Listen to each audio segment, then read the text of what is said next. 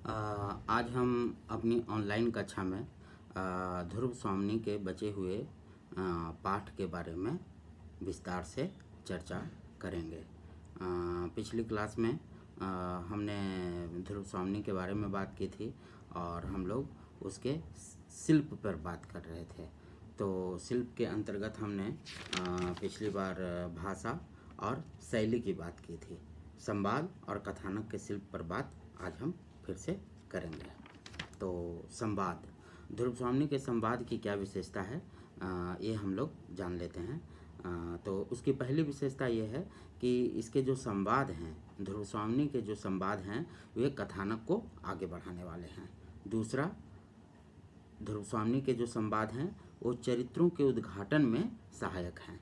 तीसरा, अनावश्यक विस्तार या दार्शनिकता ध्रुव स्वामी के संवादों में नहीं है और दार्शनिक खंडन मंडन भी नहीं है, जो प्रसाद के नाटकों में हमें दिखाई देता है। और इसके अधिकतर संवाद छोटे और संप्रेषणीय हैं। अनावश्यक विस्तार का अर्थ क्या है कि जो संवाद हैं वो कथानक के अंदर से ही उपजे हुए हैं, उन पर कोई अतिरिक्त आरोपण नहीं किया गया है, तो इसलिए उसमें अनावश्यक विस्तार नहीं है। इसके संवाद की चौथी विशेषता है कि बोलचाल की लय का प्रयोग किया गया है इसके संवादों में। पांचवा क्या है कि स्वगत कथन का प्रयोग जो है कई स्थानों पर हमें ध्रुव स्वामी नाटक में मिलता है।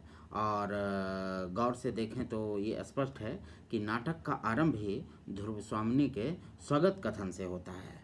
इससे स्वगत कथन से फिर क्या होता है, उससे क्या होता है कि पात्र की जो स्थिति है वो दर्शक के सामने या उसके मानस पर उपस्थित होती है। तो जैसे ध्रुव स्वामी जो नाटक है उसके प्रारंभ में ही ध्रुव स्वामी का स्वगत कथन है कि सामने वो पर्वत की ओर देख कर कहती है कि सीधा तना हुआ अपने प्रभुत्व की साकार कठोरता, अब्रभेदी उन्मुक्त शिखर और इन क्षुद्र कोमल निरीह लताओं और पौधों को इसके चरण में लौटना ही चाहिए ना। स्वागत का मतलब है कि अपने आप से बोला गया। और इसके संवाद की छठी विशेषता है कि इसमें सूक्तियों का प्रयोग किया गया है। ये सूक्तियाँ क्या है कि ये सूक्तियाँ जीवन अनुभव से निकले हुए हैं और परिस्थितियों के अनुरूप आए हैं नाटकों में। संवाद के अंतर्गत ही गीत आते हैं। तो ध्रुव स्वामी में जो 4 गीतों की सृष्टि की गई है जयशंकर प्रसाद के द्वारा, तो उसमें 2 मंदाकिनी के द्वारा जो 2 गीत गाए गए हैं, वो 2 गीत नाट्य व्यापार के अनिवार्य अंग के रूप में हमारे सामने आते हैं। जैसे उसने मंदाकिनी का जो गीत है और नाटक के अंत में है कि पैरों के नीचे जलधर हो, बिजली से उनका खेल चले, संकीर्ण कगारों के नीचे सत सत झरने बेमेल चले। इसी तरीके से कोमा का भी एक गीत है।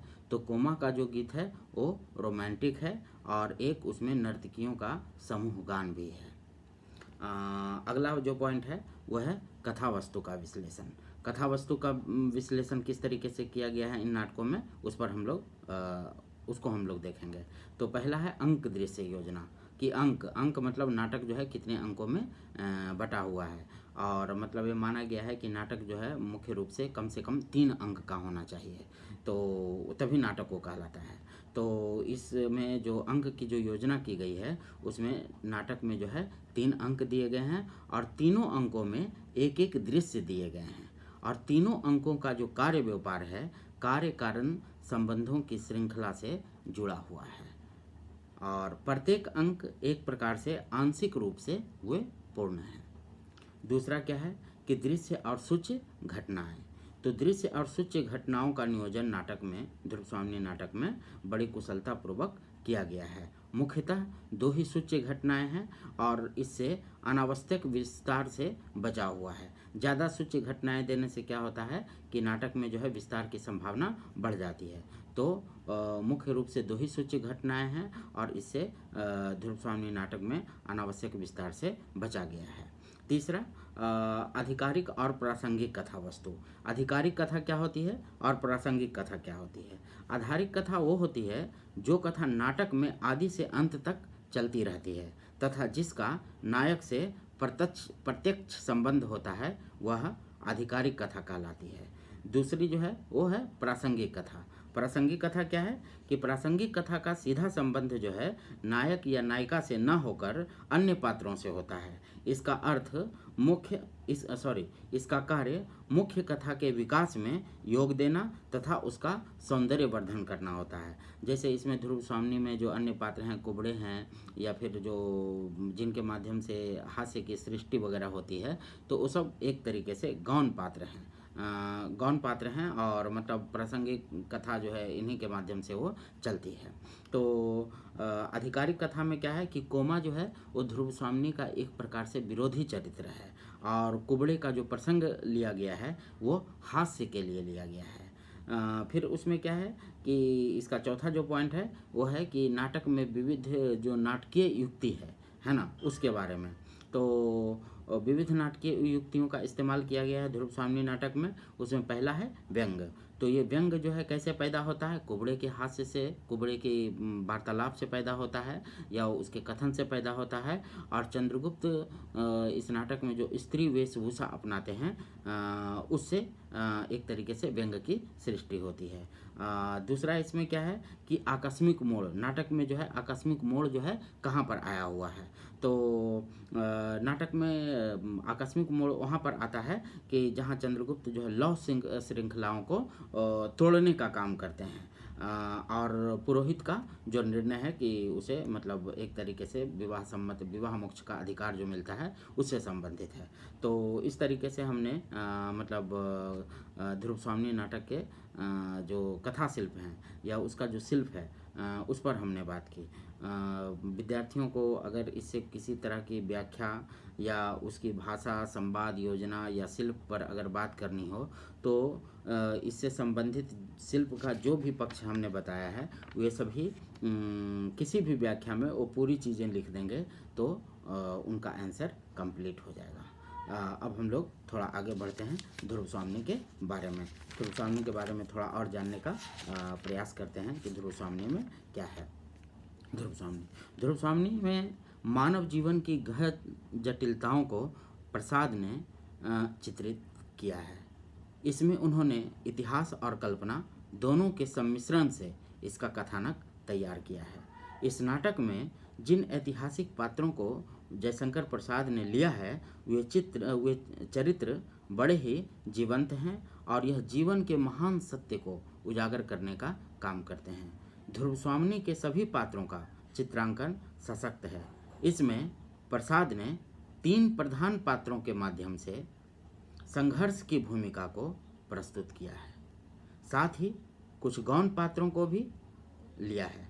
इसमें चंद्रगुप्त, रामगुप्त, ध्रुव स्वामिनी, सकराज, कोमा, मंदाकिनी का चरित्र चित्रण बहुत ही प्रभावशाली है। ध्रुव स्वामिनी का सशक्त, आकर्षक और विलक्षण व्यक्तित्व मन मस्तिष्क पर छा जाता है। इस तरह चरित्र चित्रण की दृष्टि से यह एक सशक्त नाटक है। प्रसाद का उद्देश्य ऐतिहासिक घटनाओं और कथाओं के माध्यम से वर्तमान समस्याओं से परिचित कराना है। इस नाटक में जयशंकर प्रसाद का मूल उद्देश्य नारी स्वातंत्र्य की चेतना को अभिव्यक्ति देना है। प्राचीन काल से परंपरा के नाम पर समाज ने स्त्री को रूढ़िवादी मानसिकता में जकड़ रखा है। समाज में परंपरा का निर्वहन करने वाली स्त्री को ही श्रेष्ठ बताया जाता रहा है, अर्थात जो स्त्री पति की आज्ञा माने वही श्रेष्ठ है। रीति रिवाज और कुल के नाम पर जो परंपरा धर्म, पति धर्म का निर्वाह करे वही श्रेष्ठ है, भले ही उसका पति कितना ही क्लीव नपुंसक हो। नारी आज भी समाज में भोग की वस्तु मानी जाती है और समाज ने स्त्री के लिए यही प्रतिमान बना रखे हैं। ध्रुव स्वामिनी में उसकी स्थिति कमोवेश यही है, तभी तो उसे उपहार की वस्तु के रूप में उसे देकर पिता अपनी जान बचाते हैं और राजा अपने नपुंसक पुत्र को ध्रुव स्वामिनी को सौंप देता है, जहां उसका विवाह रामगुप्त से हो जाता है। युद्ध से बचने के लिए रामगुप्त ने अपनी पत्नी ध्रुव स्वामिनी को सकराज के पास भेज दिया, ध्रुव स्वामिनी जब सभी ओर से जकड़ी हुई थी, इन तमाम प्रतिकूल परिस्थितियों को सहती रही, लेकिन अनुकूल परिस्थिति आने पर उसमें साहस का संचार होता है और वह अपने को पुनर्भाषित करने की मांग करती है। ध्रुव स्वामिनी नाटक की अंतिम पंक्तियाँ है, आज यह निर्णय हो जाना चाहिए कि मैं कौन हूँ। जयशंकर प्रसाद ने सभ्यता के मानचित्र पर स्त्री जीवन की अनेक विसंगत स्थितियों को प्रस्तुत किया है। ध्रुव स्वामिनी नाटक में रामगुप्त को यह दिखाया गया है कि रामगुप्त को ध्रुव स्वामिनी से प्रेम नहीं है, बल्कि उसके प्रति स्वामित्व का भाव रखता है। विवाह के बाद एक बार भी ध्रुव स्वामिनी के साथ वह शारीरिक संबंध नहीं बनाता। ध्रुव स्वामिनी जानती है कि रामगुप्त को विलासी स्त्रियों के साथ मदिरा में उन्मत्त आनंद से अवकाश कहाँ है। रामगुप्त उसे अपनी विवाहिता मानकर उस पर अपना पूर्ण अधिकार रखता है। वह ध्रुव स्वामिनी से कहता है, तुम उपहार की वस्तु हो, आज मैं तुम्हें किसी को देना चाहता हूँ, इसमें तुम्हें क्यों आपत्ति हो। अर्थात समाज में अधिकतर पुरुष ऐसे हैं जो स्त्री को मात्र वस्तु समझते हैं। रामगुप्त की तरह सकराज को भी स्त्री केवल मनोरंजन की वस्तु लगती है। कोमा सकराज से पूछती है, तो क्या आपकी दुश्चिंताओं में मेरा भाग नहीं? मुझे उससे अलग रखने से क्या वह परिस्थिति कुछ सरल हो रही है? यह गौर करने लायक है कि स्त्री का हरण सामाजिक मान अपमान का पैमाना बन गया है। यदि युद्ध होते हैं तो स्वयं को बचाने के लिए पुरुष परिवार की स्त्रियों को भेंट स्वरूप दे देते थे या स्त्री का हरण कर लिया जाता था। अर्थात स्त्री को समाज के प्रत्येक युद्ध में अपने अस्तित्व की आहुति देनी पड़ती थी। प्रसाद इस नाटक में प्रेम की अवधारणा के साथ आनंद और वेदना का गहरा आख्यान प्रस्तुत करते हैं, लेकिन विवाह व्यवस्था की जटिलताओं को वे तोड़ नहीं पाते।